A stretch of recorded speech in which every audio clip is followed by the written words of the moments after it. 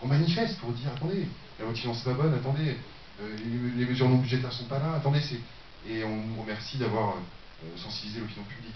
Donc c'est évident qu'on va être obligé sûrement de se remobiliser, et on se remobilise là, par exemple, à travers le bus d'Allo, et ça aussi c'est important, quoi. Nous, en tant que citoyens, cette loi d'Allo qu'on a obtenue, eh ben, il n'y a que 40 000 dossiers qui ont été déposés sur les 600 000 ménages potentiels qui auraient dû déposer des dossiers. Donc il faut les accompagner, ces gens. Donc nous, on va faire un peu comme RESF, du parrainage citoyen. Accompagner les dossiers d'Allo, accompagner les problématiques, accompagner les gens, et aussi essayer au niveau local, parce qu'on va partir avec un bus, avec la Fondation Leclerc et le Secours catholique, pour justement essayer de créer ces réseaux des caisses de résonance locale, de diagnostic, de suivi, d'accès au droit aussi, parce que c'est important aussi que, c'est vrai, l'accès au droit, c'est hyper important pour les personnes qui sont concernées. Souvent, elles n'ont pas accès à leur droit. Elles se sentent coupables. C'est de ma faute. Augustin, c'est vrai qu'il faut accompagner les gens, la loi d'Allo, c'est très bien, en même temps, c'est plus d'un an avant d'avoir d'éventuels résultats. Mais t'as raison, Eric, mais tu sais, c'est comme l'école obligatoire, t'as complètement raison. Et on ne peut pas se cacher de ça. Eric, c'est pas ce recours-là. Dans l'attente, dans l'urgence, cet hiver, il y a des dizaines d'immeubles de livres, il faut les ouvrir. Mais écoute, moi, tu sais, en même temps, qu'est-ce qu'on attend? Enfin, quelque part, qu'est-ce que t'attends? Moi, je crois que toi, t'avais prévu d'ouvrir un immeuble. Moi, je trouve ça, je t'ai dit, vas-y, fonce.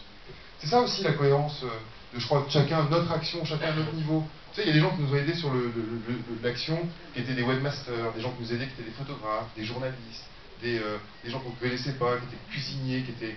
Eh ben, moi, je dis que, comment dire, il y a une action continue à mener. Là, le bus d'Allo, c'est hyper important. C'est une action où on va reprendre la parole fortement.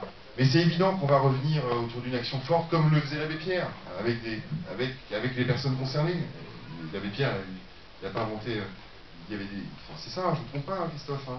Moi, j'ai vers 54, les bidonvilles derrière le Nanterre. Enfin, c'est des situations qui sont inadmissibles, parce que c'est rendre visible l'invisible. C'est d'un seul coup donner la parole à... Eh ben, on va peut-être repartir sur ces actions-là. Mais on ne peut pas... Moi, je voudrais juste dire un mot aussi par rapport à ça, parce que moi, ça me pose question, enfin, et avec Augustin et les uns et les autres, on en a parlé souvent.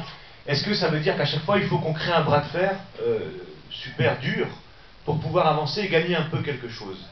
C'est une question, c'est une vraie question. C'est une vraie question. Non mais madame, vous pouvez avoir votre opinion. Je dis c'est une vraie question. C'est une question de démocratie aussi, ça pose problème. Ça pose problème de se dire qu'à chaque fois, il va falloir faire descendre 200 tentes pour obtenir 50 millions ci, 100 millions ça, ou enfin ce texte dont tout le monde parlait que c'était un bon texte, disait que c'était un bon texte. Mais je dis pas que c'est pas vrai. J'espère que c'est pas vrai. Mais si on en arrive là... Oui, mais les réquisitions, vous ne faites pas produire plus de logements sociaux aux maires non plus. On a la marge,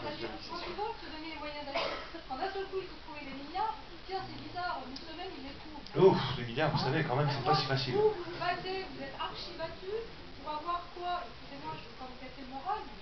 Moi, j'étais présent en décembre 2006, au bord du canal. Il y a eu un espoir formidable, il y a eu des moments intenses. Et on a obtenu, après il y a eu la phase de négociation, vous avez obtenu des résultats dans vos négociations, des résultats qui n'ont pas été tous tenus, mais on était peu nombreux aussi, on était 200 tentes, on n'était pas beaucoup de logés à participer. Je pense aussi que ce film prépare la suite, dans le sens qui sera décidé, qu'on décidera ensemble. Au printemps, peut-être, quand on ne parle plus de rien, quand les gens commencent à mourir parce il fait toujours aussi des températures inhumaines dehors pour dormir sans rien, mais les gens sont sortis des centres, donc c'est à ce moment-là, je pense que peut-être ce sera le moment de remettre les choses en place, et je pense qu'il y a eu beaucoup de résultats obtenus, et qu'il y a beaucoup plus à obtenir, parce que les problèmes sont toujours là, et que malheureusement, le bras de fer, je pense pas qu'on puisse tellement y échapper. Voilà, et c'est un peu... Enfin, dans le film, il y a une phrase amusante sur les Français qui n'ont pas beaucoup participé. J'aimerais, avant que les gens partent, qu'ils y pensent la prochaine fois qu'ils y participent.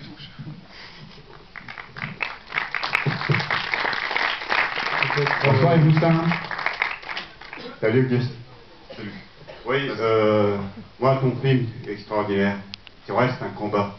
Mais ce que je voulais dire tout à l'heure, c'est un combat qu'on va se combattre tous les ans. Et que va trouver une année où il y aura zéro SDF dans notre pays-là.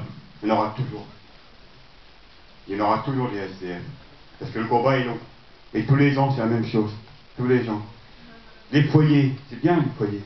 Il y en a qui ne veulent pas d'aller dans les foyers. Tu sais, moi, j'ai trouvé un hébergement. C'est vrai, je te remercie. Mais il y en a qui ne veulent pas entrer dans l'hébergement, qui préfèrent rester dehors. Parce qu'ils craignent l'agressivité, les vols, les cafards. Tu vois, les trucs, comme tu dis, insolubles, c'est vrai, il y en a, malheureusement, mais le temps de construire ces foyers-là prend du temps. Les 20% de logements dans les villes prend du temps. De l'argent tous les ans, il faudra encore de l'argent. Les morts dans la rue, j'espère pas, mais à chaque fois qu'on nous dit ça, il y a des morts dans la rue.